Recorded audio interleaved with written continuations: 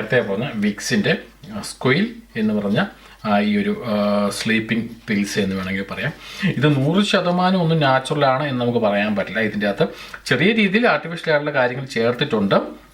ഇതിൻ്റെ സൈഡിൽ തന്നെ എഴുതിയിട്ടുണ്ട് സ്ട്രോബെറി, ലാവൻഡർ, ഇതിൻ്റെയൊക്കെ ഫ്ലേവർ കൂടി ഇതിൻ്റെ അകത്ത് ആഡ് ചെയ്തിട്ടുണ്ട്. സോ അതൊരു നാച്ചുറൽ ആയിട്ടുള്ള സാധനമല്ല, അത് ആർട്ടിഫിഷ്യൽ ആയിട്ടുള്ള ഫ്ലേവറാണ് ആഡ് ചെയ്തിരിക്കുന്നത്. പക്ഷേ എങ്കിൽ പോലും സാധാരണ സ്ലീപ്പിംഗ് പിൽസിനേക്കാളും ഒരുപാട് വ്യത്യാസമുള്ള അല്ലെങ്കിൽ അത്രയും സൈഡ് എഫക്റ്റ് ഇല്ല എന്ന് നമുക്ക് വേണമെങ്കിൽ പറയാം.